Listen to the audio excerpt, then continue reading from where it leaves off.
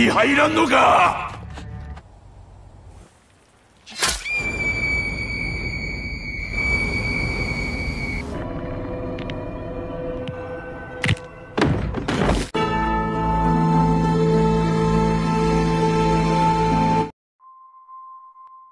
Film mengisahkan sebuah keluarga kaya yang mengalami teror gaib yang mengerikan.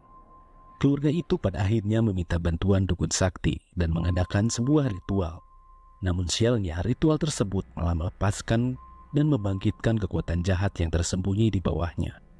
Akankah mereka bisa selamat? Selamat datang di teater film. Film dimulai diperlihatkan seorang wanita bernama Hwarim bersama temannya Bonggil. Mereka diminta untuk menyembuhkan anak seorang pengusaha kaya yang diduga sedang sakit karena pengaruh makhluk gaib. Sesampainya di rumah sakit, mereka mulai memeriksa anak tersebut.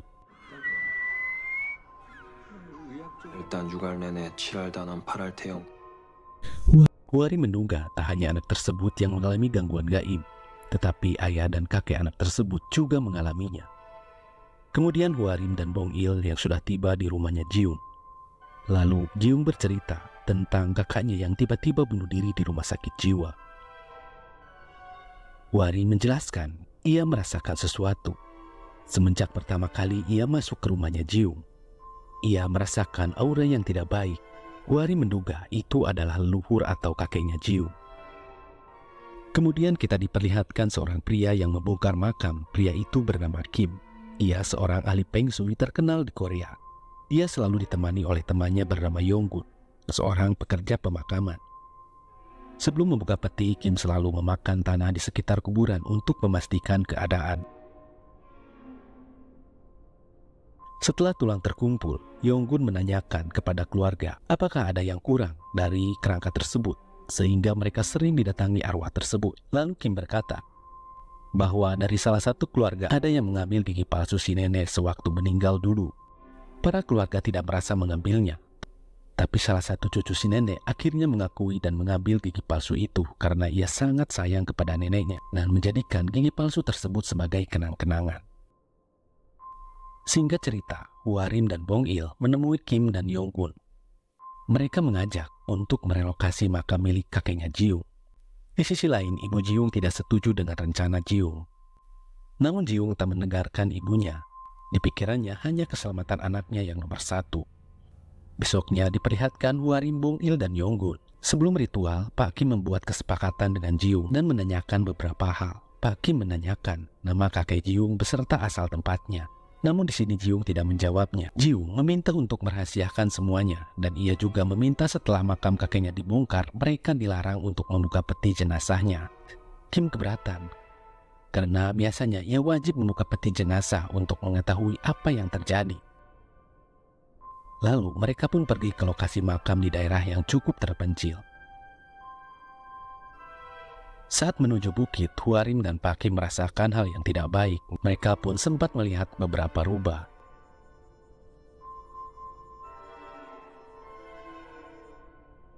Akhirnya mereka pun sampai di lokasi makam tersebut. Kim memeriksa keadaan makam tersebut dan melihat keanehan di nisan yang tidak ada tulisan namanya. Kim menanyakan kepada Jiung siapa yang memilih lokasi pemakaman tersebut. Jiung menjawab, orang yang memilih tanah ini sebagai pemakaman kakeknya adalah seorang biksu yang terkenal saat itu, yang dikenal baik oleh kakeknya. Biksu itu bernama Gisune. Kim heran mengapa makam kakeknya sangat sederhana. Jiung berkata, makam ini disamarkan supaya tidak mencolok, karena saat itu banyak sekali perampok makam. Kim sejenak berpikir untuk membongkar makam tersebut. Tiba-tiba Kim membatalkan perjanjian dan tidak mau melakukannya. Hal itu pun membuat Hwarim, Bonggil, dan Yonggun bingung dan menyusul Kim ke dalam mobil. Lalu Kim menjelaskan apa yang ia rasakan. Jangan pernah bermain-main dengan hal ini atau mereka akan tahu akibatnya. Selama 40 tahun ia menggali kuburan, ia pun pernah ke tempat seperti itu. Ia merasakan banyak sekali aura jahat di tempat tersebut. Kim menanyakan kepada Hwarim yang juga sempat melihat seekor rubah. Kim menjelaskan seekor rubah di kuburan adalah pertanda yang sangat buruk. Eung terus membujuk Kim agar bersedia merelokasi makam kakeknya karena ia sangat sayang kepada anaknya yang sedang sakit. Akhirnya Kim yang merasa iba, ia bersedia membantu Jiung.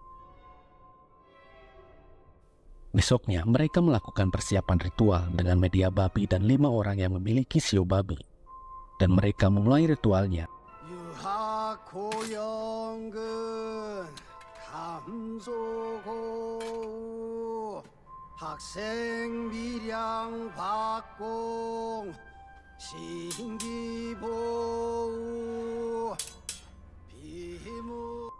Para penggali yang masih berada di lokasi makam, mereka memeriksa kembali keadaan makam.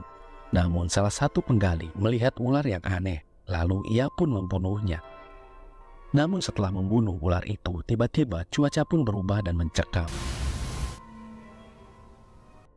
Hujan yang mulai turun dan membuat rombongan Pakim menepi dan memberitahu kepada Jiung untuk menunda kremasi jenazah. Karena jika melakukan kremasi saat hujan, arwah tidak akan kembali ke atas dengan lancar. Kim menyarankan peti disimpan sementara di rumah sakit. Saat di rumah sakit, Kim dan Yonggun membersihkan peti tersebut. Kim menyuruh Yonggun untuk beristirahat untuk makan. Kim pun pamit untuk pergi ke sebuah tempat. Ternyata ia pergi ke kuil dekat pemakaman, bertemu dengan seorang kakek. Ia pun menggali informasi dari kakek tersebut. Kakek itu memberitahu bahwa kuil ini sudah berdiri dari 100 tahun dan dibuat oleh seorang ahli Feng Shui. Kim menanyakan tentang biksu Wisune, namun kakek itu menyebut nama biksu Wongbong. Kim menceritakan bahwa dia telah membongkar makam yang berada di bukit sana. Dia hanya ingin menanyakan, mungkin dia tahu tentang makam di bukit tersebut. Banyak rumor yang beredar di makam tersebut, bahwa makam tersebut banyak harta karun yang terkubur di sana. Kabarnya itu adalah makam orang terkaya di masa lalu. Ada juga yang menyebut itu adalah makam kerajaan. Pada akhirnya, banyak perampok makam yang datang. Lalu kakek itu menunjukkan peralatan para perampok tersebut. Sementara Yonggun meninggalkan peti mati untuk makan. Dan itu dimanfaatkan oleh pegawai rumah sakit yang ingin mencuri isi peti mati tersebut. Pria itu malah membuka peti itu. Namun hal itu diketahui oleh Bongkil dan Huari. Huari pun pingsan karena berbenturan dengan energi jahat yang keluar dari dalam peti. Beralih ke ayah Jiung yang sedang melamun di dekat jendela. Ia mendengar bisikan dari ayahnya dan menyuruh untuk membuka jendela kamarnya. Setelah jendela terbuka, tiba-tiba hal yang mengerikan pun terjadi.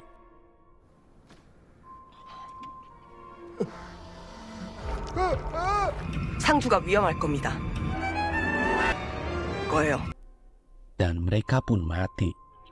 Kim yang khawatir dengan keluarga Jiung, ia menyusul Jiung ke apartemennya. Sementara Warim akan mencoba ritual untuk mengembalikan arwah jahat tersebut.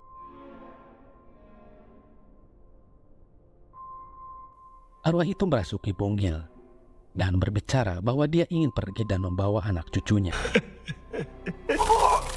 Sementara Jiung menerima telepon dari Kim bahwa ada hal yang penting yang harus ia bicarakan. Kim memberitahu bahwa dia sedang berada di perjalanan menuju hotel Jiung. 급하게 그쪽으로. 무슨 일이시죠? 제가 거의 다 왔거든요. 금방 올. 누구십니까? 예, 접니다. 여보세요.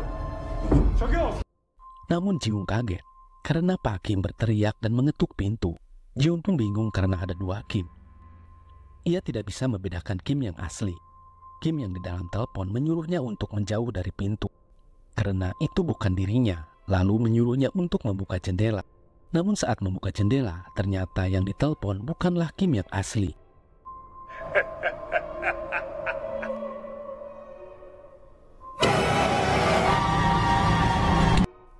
Kim berhasil membuka pintu, namun ia terlambat.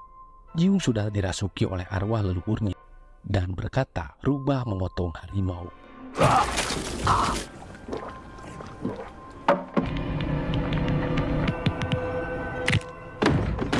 Lalu Jiung pun meninggal.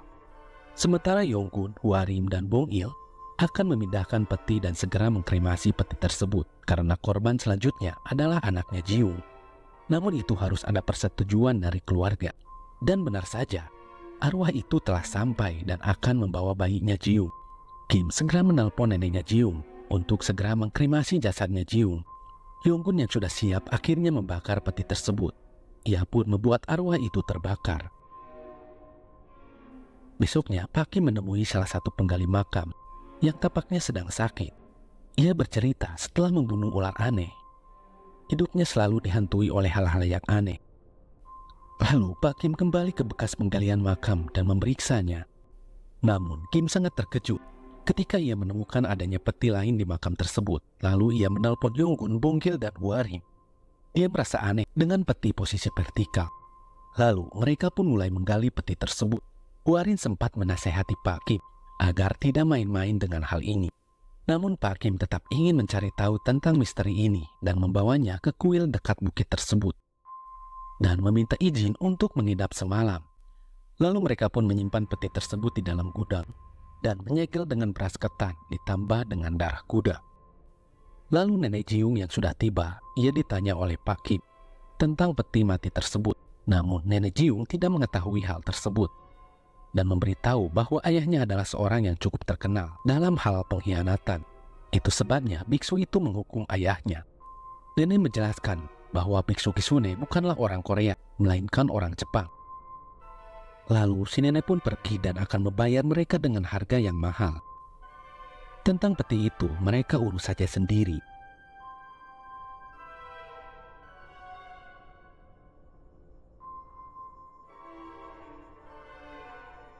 Mereka pun berdoa. Hwarim menyarankan untuk segera membakar peti tersebut. Namun Pak Kim menyarankan agar besok untuk membakarnya. Si kakek pun menawarkan makan malam kepada mereka. Setelah makan malam, mereka pun tidur. Sementara Hwarim tidur di dalam mobil. Sementara si kakek seperti mendengar suara yang aneh. Saat sedang tidur, Bonggil pun diganggu oleh salah satu arwah.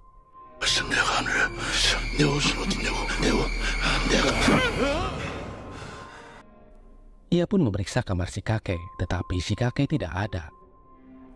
Lalu Bonggil pun mencari. Ia terkejut melihat si kakek sedang dimakan oleh makhluk besar dan misterius.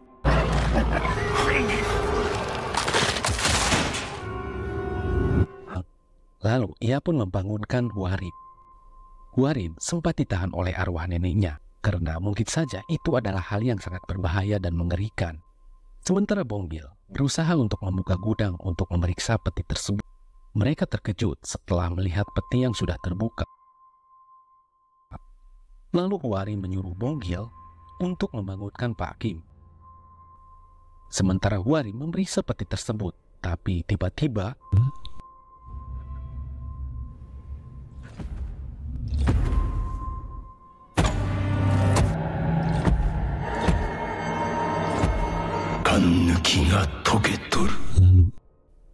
Lalu iblis itu bercerita, menanyakan apakah di dalam ada manusia. Hwarim pun berpura-pura sebagai arwah dan mengatakan tidak ada manusia di dalam gudang tersebut.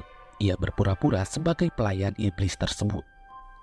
Lalu iblis tersebut menanyakan ikan dan melon. Mengetahui permintaannya tidak ada, ia pun mengetahui bahwa Hwarim adalah seorang manusia. Lalu Hwarim pun lari.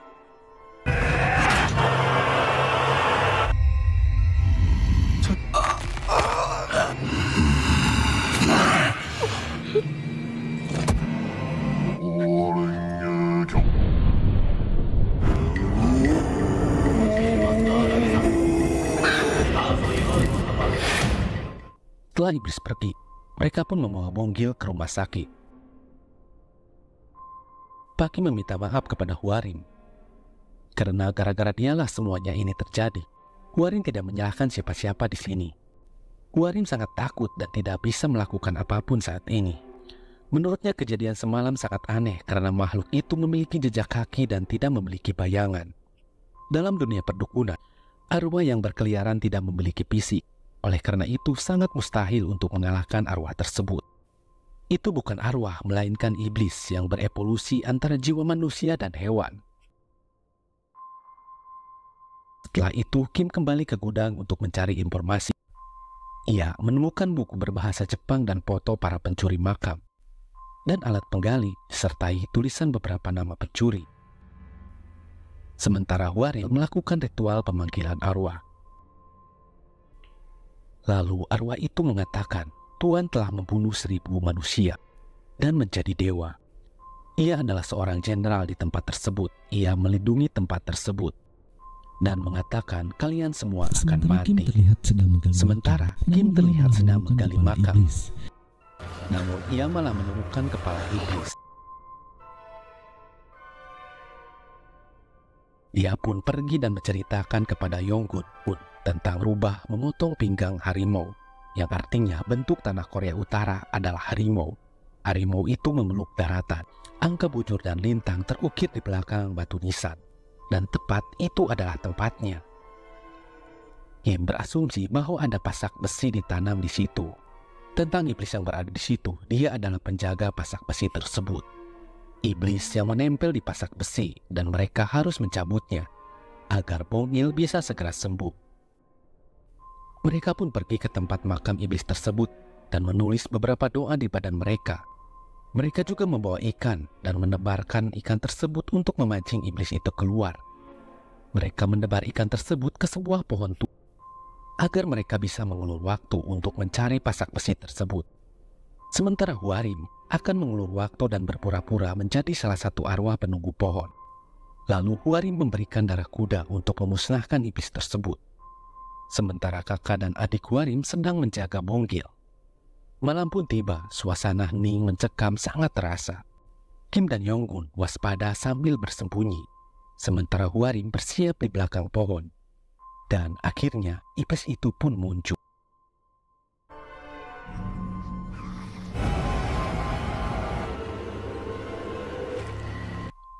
Setelah iblis mulai mendekati pohon, Hwarim pun membakar ranting yang sudah dipersiapkan.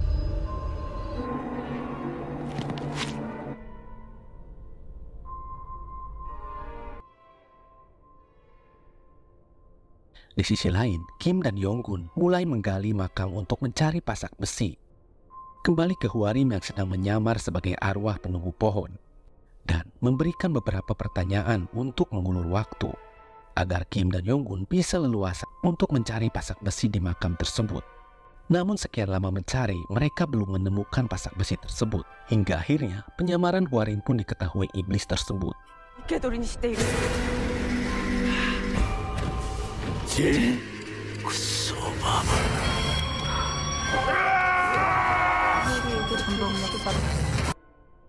Di perjalanan, Hwarim bertemu dengan Yonggun yang lari.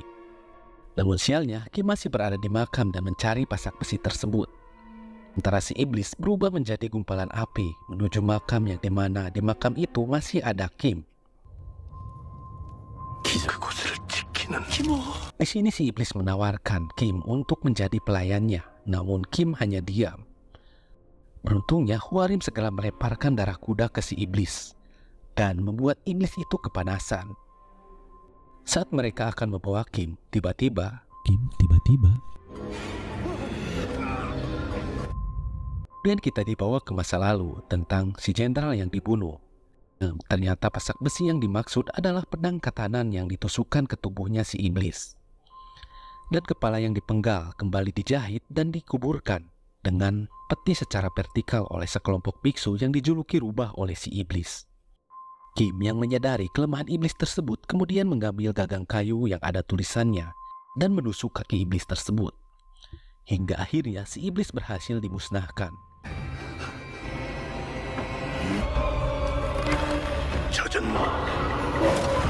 Hingga akhirnya si iblis berhasil dimusnahkan. Lalu mereka bergegas ke rumah sakit untuk mengobati Kim. Masyarakat pun tidak tahu tentang kejadian sebenarnya karena di berita kejadian itu adalah ulah beruang liar.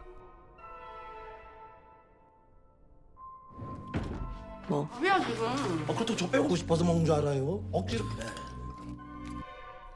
Setelah sembuh, Pak Kim terlihat sedang berfoto di pernikahan anaknya dan mereka pun berfoto bersama dan cerita pun selesai.